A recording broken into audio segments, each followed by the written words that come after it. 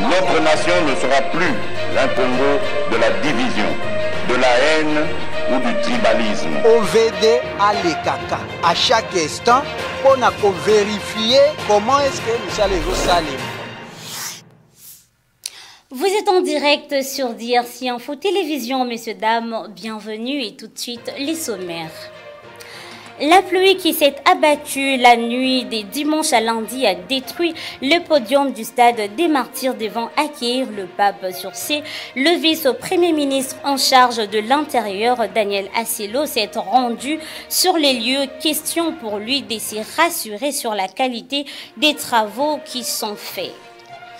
Et les léopards U23 de la RDC sont disqualifiés aux éliminatoires de la CAN Maroc 2023 suite à un litige administratif qui date de 2019. Une fois de plus, bonsoir et bienvenue, messieurs, dames, dans cette édition. On prend rapidement cette édition par cet élément en prévision de l'arrivée du souverain pontife en RDC. Le président de la République, Félix-Antoine Tshisekedi, a effectué une visite d'inspection le samedi 28 janvier 2023 dans tous les sites. Une façon pour lui de se rassurer de la qualité de travaux qui sont faits, souvent cet élément. En prévision de la visite que le Saint-Père, le pape François, va effectuer en République démocratique du Congo à partir de ce mardi 31 janvier 2023, le président de la République, chef de l'État, Félix-Antoine Tshisekedi Tshilombo, en fervent chrétien, a visité les différents sites qui vont accueillir le prince de l'Église catholique romaine durant son séjour quinois. Par cette itinérance à travers la capitale, le chef de l'État tient à s'assurer de l'effectivité de la fin des travaux et des normes de sécurité aux différents sites qui vont accueillir le Saint-Père. Aménagé sur un espace de 850 mètres carrés, le site d'Indolo est le principal, car c'est ici que le Saint-Père va célébrer la grand-messe du 1er février 2023. Des explications précises et détaillées ont été fournies au chef de l'État par le coordonnateur technique pour l'accueil du pape, Jésus Noël Cheke. 30 zones ont été aménagées avec 31 voies d'accès. Sur la tribune, à laisser entendre Jésus Noël Cheke au chef de l'État, il ne reste plus que des aspects décoratifs. À son passage au stade des Martyrs, le constat est que les travaux sont exécutés à 90%. Il ne reste que quelques finitions avant le jeudi 2 février, jour où le pape François va communier avec la jeunesse congolaise. Avec une superficie de 24 mètres de long sur 17 mètres de largeur, le podium du stade des Martyrs a également une rampe et des escaliers. Avant de boucler la visite des différents sites, le président de la République s'est rendu au Palais de la Nation, site où le chef de l'État aura son premier contact avec le pape à son arrivée à Kinshasa mardi 31 janvier. Ici, le coordonnateur technique Jésus Noël Cheke a expliqué au président de la République la pertinence de ces sites et il a également dévoilé ses motivations pour que ces travaux soient presque finis dans le délai. Tous les sites sont prêts à accueillir les Saint-Pères. Son Excellence, Monsieur le Président de la République, l'a constaté de ses propres yeux. Il a vu et il a essayé. Il a fait les tours des sites à pied. Vous avez constaté avec nous son endurance. Il a tenu à inspecter point après point pour s'assurer de bonnes conditions d'accueil du Saint-Père qui en réalité est son invité personnel. Mes sentiments, c'est des sentiments de joie, de voir que son Excellence, les premiers d'entre nous, Monsieur le Président de la République, Félix-Antoine Tshisekedi, reconnaître et saluer ce travail que nous avons abattu jusqu'à proposer que nous soyons décorés pour le bien de la nation. Tout est mis en place pour que les Congolais, les millions de personnes qui vont se déplacer, puissent se déplacer dans de meilleures conditions. Et l'accès est libre. Que tout le monde puisse venir et ça honore le pays pour que ce n'est pas chaque jour qu'on reçoit les papes dans son pays. En une vie, on peut les recevoir ne serait-ce qu'une seule fois. Nous avons l'occasion, cette génération, de voir les papes. Et la pluie qui s'est abattue la nuit des dimanche à lundi a détruit les podiums du stade des Martyrs devant accueillir le pape. Sur ce, le vice-premier ministre en charge de l'Intérieur, Daniel Asilo, s'est rendu sur les lieux. Question pour lui de se rassurer sur la qualité des travaux qui sont faits. Suivez l'élément de Christelle Guenda. Intérieur, sécurité, décentralisation et affaires coutumières. Daniel Aselo Okitowan Koy a visité le site du stade de Martyrs de Ndolo où seront organisées les activités et la messe avec le pape François. Le patron de l'intérieur et de la sécurité congolaise a d'abord visité l'évolution des travaux du stade de Martyrs détruit à cet instant à la suite de la pluie qui s'est abattue cette nuit sur Kinshasa. C'est dans ce cadre qu'il est prévu des échanges entre le Saint-Père et le jeune catholique. Après explication, tout sera refait convenablement d'ici le jeudi prochain, jour prévu pour cette rencontre. Du stade de Martyrs, le deuxième site était l'aéroport d'Ndolo où sera organisée la messe. Tout est fin prêt pour accueillir le Saint-Père. Son Excellence, Monsieur le Président de la République, a pris l'initiative de visiter tous les sites par lesquels le Saint-Père va passer. Et c'est fait malheureusement que la pluie qui est tombée cette nuit a pu bouleverser les choses ici au stade de Martyrs, c'est-à-dire que le dispositif qui a été mis en place ici pour que le Saint-Père puisse recevoir les jeunes a été, en tout cas comme vous le constatez avec moi, tout détruit. Et je l'ai appris, c'est comme ça qu'au nom du gouvernement, et je suis passé par ici pour faire le constat et poser la question à ceux qui sont en train de faire cette histoire pour savoir si d'ici le jour où le Saint-Père est prévu rencontrer les jeunes ici, ce dispositif pourra être en bon état. La réponse est positive que nous venons d'avoir, c'est-à-dire que d'ici le jeudi, tout sera mis en œuvre pour que ça soit en bon état de pouvoir recevoir les Saint-Père et les jeunes. Voilà. Pour lier l'utile à l'agréable, la visite de ces deux sites par le patron de l'intérieur a été précédée par son itinérant jusqu'à l'aéroport d'Ndjili. Objectif, c'est rassurer de bon état de la route jusqu'au stade de Martyrs d'ici le 31 janvier, jour de l'arrivée du Saint-Père en République démocratique du Congo. Notez également que tous les travaux sont déjà finis, donc vous n'avez pas à vous inquiéter. Et puis le pape ne vient pas pour donner un coup de main électoral à un régime politique, telle la réaction du cardinal Fridolin Ambongo suite aux propos de André Mbata, premier vice-président de l'Assemblée nationale, qui disent que le souverain pontife vient sur invitation de Félix Tshisekedi et que ces derniers venaient pour bénir le président de la République démocratique du Congo. Suivez cet élément.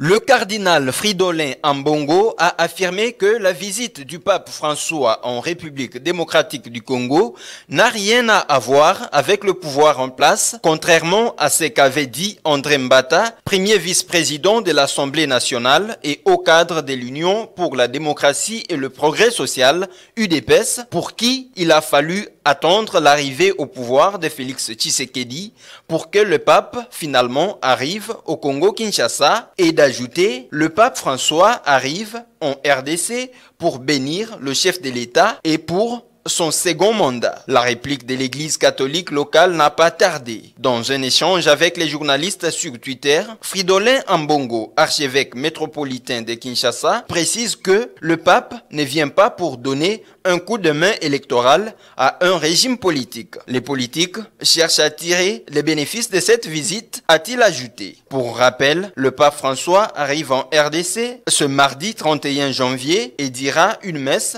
sur le site d'Ndolo le mercredi, 24 heures avant d'échanger avec les jeunes au stade des martyrs de la Pentecôte. On parle toujours de l'arrivée du pape l'avant-midi de ce mercredi 1er février, décrété, chômé et payé à Kinshasa par le gouvernement, question de permettre aux fidèles d'assister à la messe papale prévue à l'aéroport d'Ndolo. Dieudonné Musica pour cet élément. Le gouvernement de la République démocratique du Congo a décrété officiellement l'avant-midi de la journée du mercredi 1er février chômé dans la ville de Kinshasa pour permettre aux fidèles d'aller assister aux services religieux, entre autres la messe papale. Les Kinois se sont exprimés quant à ces. Par ailleurs, ils ont évoqué également l'importance de l'arrivée du pape sur le sol congolais, sur le plan politique, social et économique, soulevant ainsi que l'arrivée de sa sainteté jouera un très grand rôle également sur le plan sécuritaire. Moi, je ne vois pas en quoi cette journée qui est déclarée fériée, payée, peut handicaper les activités des ambulants. Si peut-être vous trouvez que ça va les empêcher à s'approvisionner, ils peuvent acheter doublement ce qu'ils peuvent vendre aujourd'hui et demain. Donc, même si les magasins seront fermés, mais la circulation aura bel et bien lieu. Et ceux qui travaillent dans des entreprises publiques, ceux qui travaillent dans des entreprises, je quitte les ambulants comme étant des commerçants, je vais m'adresser à ceux qui sont comme étant des employés dans les entreprises publiques ainsi que dans les entreprises privées. On a bien dit c'est chômer et c'est payé. Donc il n'y a rien de perdu du point de vue commercial, il n'y a aussi rien de perdu du point de vue revenu. Donc ça n'a aucun impact. Les activités vont se dérouler, ceux qui vendent vont vendre.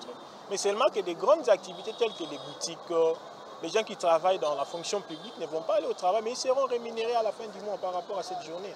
Donc cet impact, je ne vois pas cet impact-là. Les choses vont marcher comme d'habitude.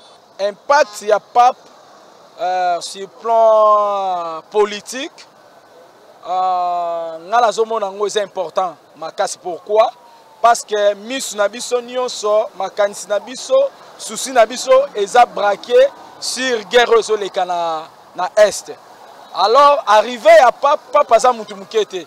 Papa za mutu munene oyo batu bayebi na monde balandaka ye. Dès que papa zo koma na Kinshasa, ba chaîne nationale, internationale, ba pays nyonso oya monde o ba simbaka politique misu na bango eza na RDC. Alors biso ba congolais impact kozalaka to profiter to lancer message que bata l'appel likambo ya guerre à est wana lokola papa za awa. Notons également que c'est pour la 3e fois dans l'histoire de la RDC de recevoir une visite papale sur son sol après celle de 1980 et 1985. Allons en province, après l'incendie qui a frappé le marché des Bakwadjanga, le gouverneur du Kasaï oriental, Patrice Mathias Kabeya, s'est rendu personnellement sur les lieux les dimanches derniers pour s'enquérir de la situation. Images et commentaires.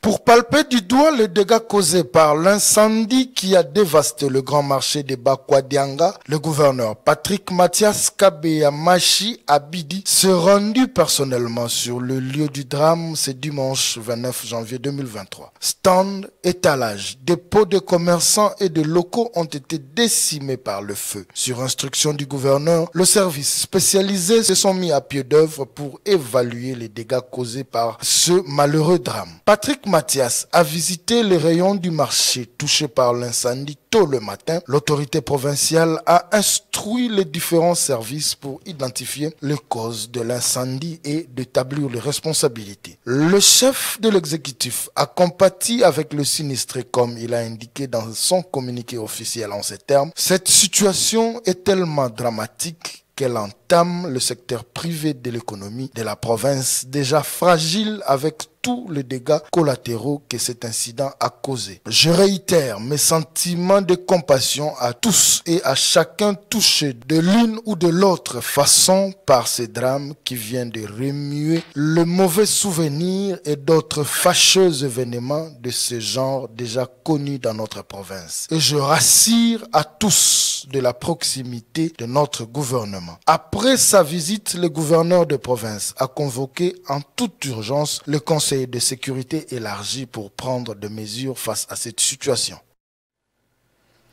La gouverneure de la province du Maïndombe, Rita Bola, est il samedi 28 janvier 2023 au chevet de la population de Bokoto-Kili en détresse suite au vent violent qui a ravagé leur habitation le vendredi 27 janvier. Suivez ce reportage. Informé de la situation catastrophique qui s'est produite le vendredi 27 janvier 2023 à 2 h du matin au village Bokotokili situé dans le secteur de Bolia, territoire du Nongo, une nouvelle selon laquelle un vent violent a écroulé plus de 80 maisons, 2 écoles et a causé 35 blessés graves. Son Excellence Madame Rita Bola a effectué le samedi 28 janvier 2023 un déplacement du Nongo pour s'enquérir de la situation. Accompagné de quelques membres du gouvernement provincial, le conseil de sécurité, les membres de son cabinet, les professionnels de santé ainsi que plusieurs autres personnes, la patronne de l'exécutif provincial a encouragé et fortifié les siens tout en leur rassurant de sa volonté ferme, celle de trouver une solution sur place à tous leurs déshydratats, et elle les a apporté des produits, vivres et non vivres, pour leur survie, notamment les tôles, les médicaments, les sacs de riz, les sacs de sel, les jus, les fournitures scolaires pour les élèves, ainsi que les uniformes, dont de la très distinguée première dame Mama Denise Nyakeo. En outre, le chef de l'exécutif provincial a remis une somme importante d'argent pour la réhabilitation des écoles détruites, de maisons écroulées et la prise en charge sanitaire de malades. Rappelons qu'une équipe de cantonniers a été dépêchée sur place pour couper tous les arbres qui ont barricadé les routes après cet incident que beaucoup qualifient de cyclone. Plusieurs cadres du FCC quittent le navire pour s'attacher à l'Union sacrée, entre autres Évariste Bochab, Célestin Tunda, Aubin Minako et tant d'autres du côté des l'IDPS. Ils saluent cette décision car selon eux, ils ont choisi les camps de la vérité. C'est comme le fait savoir Justin Chamala, cadre à l'IDPS. Suivez. Pour le président Félix Tshisekedi, c'est une bonne nouvelle pour lui. Parce qu'ils ont quitté leur camp pour s'adhérer à l'autre camp. C'est une bonne nouvelle pour lui. Sur le plateforme et leur apport, ça va apporter aussi un plus parce qu'ils sont les leaders dans leur parti. Ils sont dans leur coin, ils sont leaders. Je crois Évariste Bochab avec dans le parti de Mweka, il est leader là-bas. Zani Mabunda au niveau de l'Équateur, il est leader. Tunda Kasenda, il est leader aussi. Dans leur coin, ça peut apporter un plus pour réélection du président Fachi en RDC en 2023. Concluons avec cet élément sportif. Les léopards U23 de la RDC sont disqualifiés aux éliminatoires de la CAN Maroc 2023 suite à un litige administratif qui date de 2019. Plus de détails avec Eflek Fumunani. Quant à la FECOFA d'avoir violé les dispositions du code disciplinaire et des statuts de l'instance suprême du football africain en alignant son équipe aux éliminatoires alors qu'elle était sous sanction. Face à cette débâcle honteuse, les amoureux du ballon rond réagissent. Par rapport à un problème, c'est que une section footballaire n'a pas bien. Donc pour nous, il faut balongola yango balongola to bagay balongola batunyo surtout. Balongola batunyo surtout fédération mobimba parce que fédération de kumbaka football na biso tant fédération za malamu te nyos pe kozala malamu te donc fédération litige na bango bazo memango ti na ba joueur te bazo bebisa nde image oto zaka nango na Afrique ya football. Pourquoi baza mabe bayebi ke ba problème wana oto za nango oya Arsène Zola bayeba ki on déjà banda kala ya kala mais réaction na bango batikala osala ta eloko moko te pe batikala olandela dossier wana te pe batiki yango bongo attaque bayeba ki tozala ki qualifié na Maroc ba boyi kolebisa bato vérité ke toza na dossier ya Arsène Zola ba bombi yango tant que ba bombi yango ba joueur pe na ba comité bayebi te.